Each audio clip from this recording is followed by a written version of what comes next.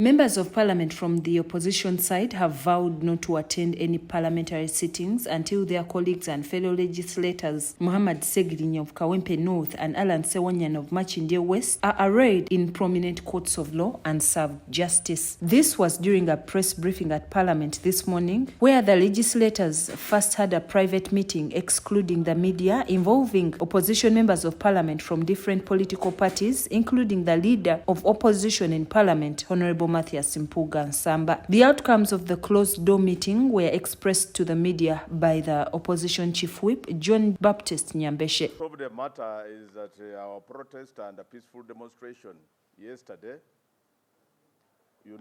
Parliament is a constitutional body, and we could not sit or even allowed to sit today or tomorrow in a constitutional body when the constitutional rights of our own, the two colleagues, have been infringed upon by the government and the powers that be.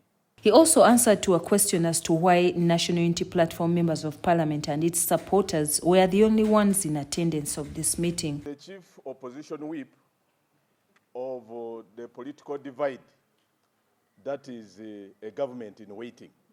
And for 6 parties in the parliament, the 11th parliament of the Republic of Uganda, Jema is fully here with us. It is not an issue of the party where the two colleagues who are incarcerated, the Honorable Ssegirinya and Honorable Ssewanyana, belong, but for the entire opposition. Forces of change are stronger when they work together, and you are yet to see the repercussions.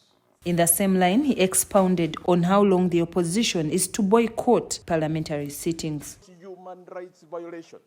That's why we are boycotting parliament. Until that, not only these 2 members, but also others who are in various places. They have been incarcerated for a long duration of time and in unknown places, which are not authorized by law. Why not? This is it. We are going to stick to our guns, and yours is to watch the space. Bujiri Member of Parliament, Honorable Asuman Basalira, who hails from Jema Party, has also talked about President Museveni's proposal of denying suspects bail. We also want to inform President Museveni and the NRM that the current provisions on bail are sufficient enough to cater for the concerns of Mr. Museveni. One of his concerns is that how can you grant bail to capital offenders? How can you grant bail to the corrupt? It is not automatic. If I apply for bail, it is not automatic that the bail will be granted to me.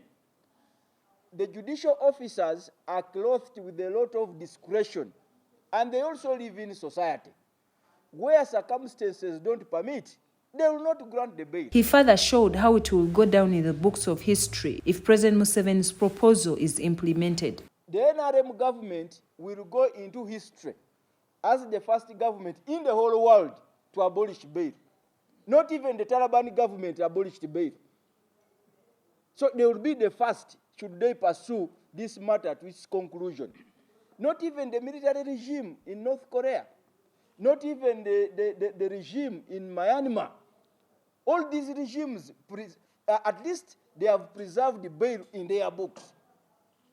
Their political circumstances notwithstanding.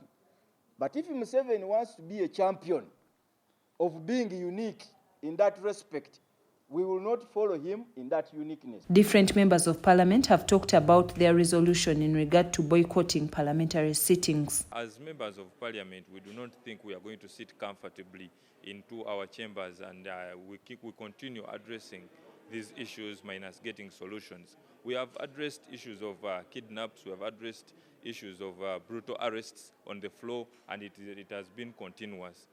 So we have made our decision not to continue addressing the same issues, and yet nothing is being done. Why Museveni, he learned nothing and forgot nothing. We see an unconstitutional way. People are being abducted every day, every time, and he's coming up with certain laws that not to give out bail. We remind the president that he has to go back and read Chapter 4 in our constitution. Businesses, we are going to be involved like the committees, just because the law has not been followed. There is a clear procedure on how to rearrest an individual, be it a member of parliament.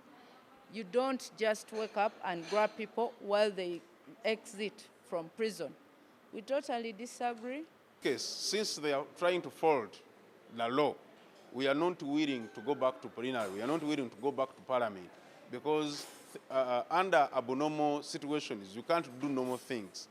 It is normal to go to parliament, but in this case, you cannot go into a match when the people you are playing with are having foreign equipments that are not supposed to be used on pitch. These have fulfilled their vow of boycotting parliamentary sittings starting today, where they have not appeared in the plenary.